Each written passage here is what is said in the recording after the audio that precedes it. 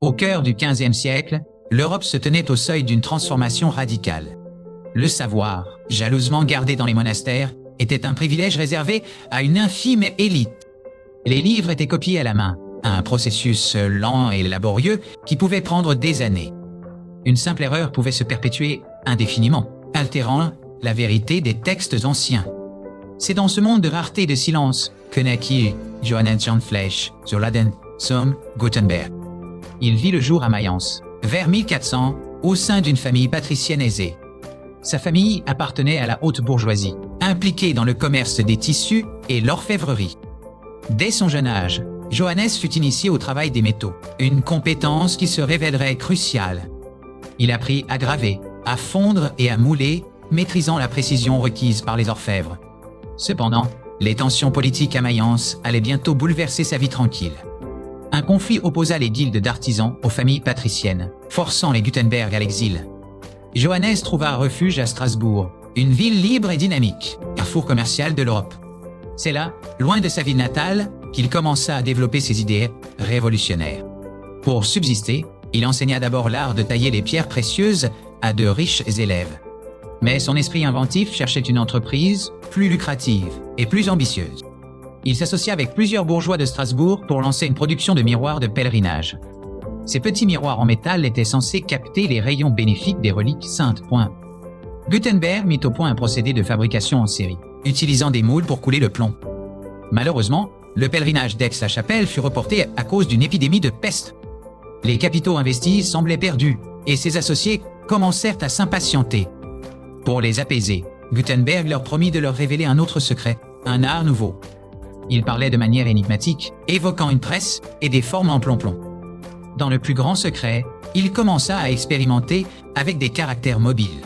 L'idée était simple mais géniale. Au lieu de graver une page entière, pourquoi ne pas assembler des lettres individuelles? Il fallait trouver un moyen de produire ces lettres rapidement et à l'identique. Gutenberg puisa dans son savoir d'orfèvre pour créer des poinçons en acier dur. Le poinçon frappait une matrice en cuivre plus mou, créant une empreinte en creux. Cette matrice servait ensuite de moule pour couler le caractère en plomb pointu. Il inventa un moule à main ingénieux, ajustable pour s'adapter à la largeur de chaque lettre. Cependant, le plomb pur était trop mou et se déformait sous la pression. Il multiplia les essais d'alliage, mélangeant plomb, étain et antimoine. Finalement, il trouva la formule parfaite, un métal qui refroidissait vite et restait dur. Pendant ce temps, ses dettes s'accumulaient à Strasbourg et les procès se multipliaient. Malgré les difficultés, il savait qu'il tenait quelque chose qui changerait le monde. Vers 1448, il décida de retourner à Mayence pour trouver de nouveaux financements. Il avait besoin de capital pour construire une presse solide et acheter des métaux. Il s'adressa à Johannes Fuss, un riche banquier et avocat de la ville. Fuss, intrigué par la promesse de profit, accepta de prêter une somme considérable. 800 florins furent avancés, une fortune pour l'époque, sur le matériel de l'atelier.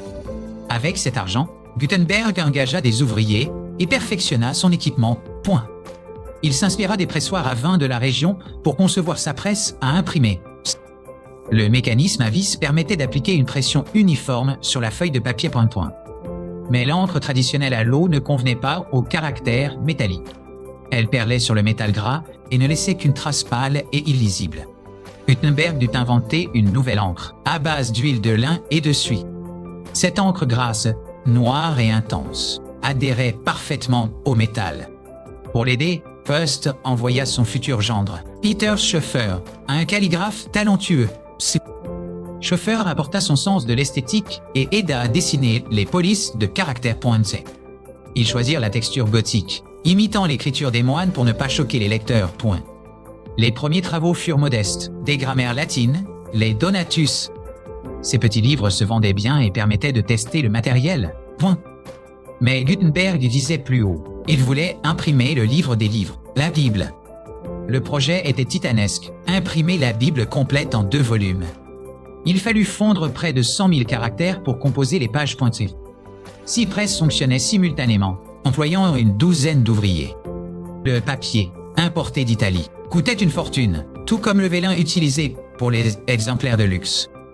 Chaque page devait être composée lettre par lettre, ligne par ligne.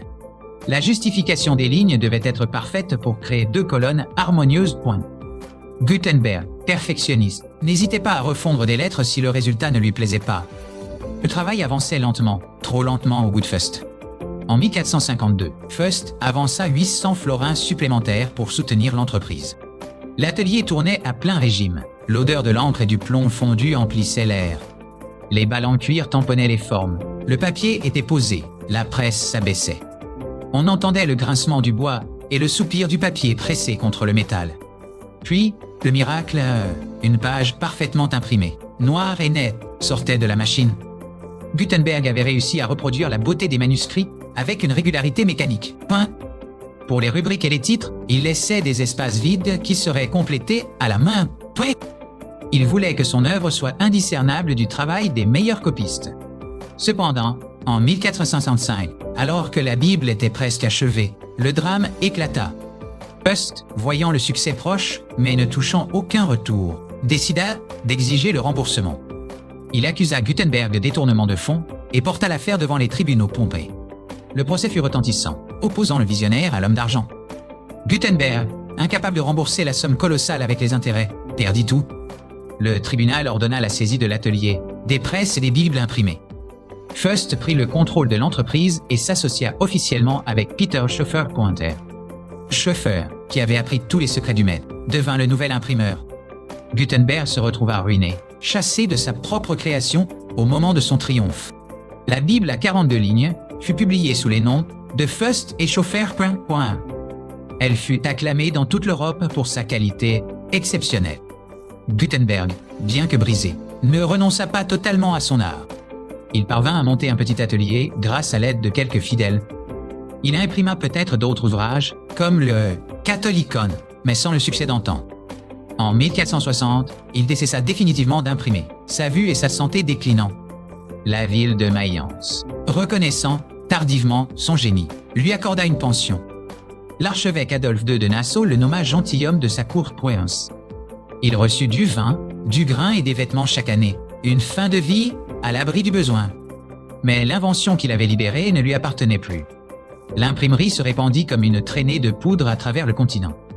Le prix des livres chuta vertigineusement, rendant le savoir accessible. Les idées de la Renaissance purent circuler librement, traversant les frontières. Les scientifiques purent partager leurs découvertes sans crainte d'erreur de copie. Plus tard, Luther utiliserait cette arme pour diffuser ses thèses et réformer l'Église.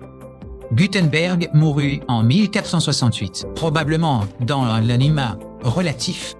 Il fut enterré dans l'église des franciscains à Mayence, aujourd'hui disparu.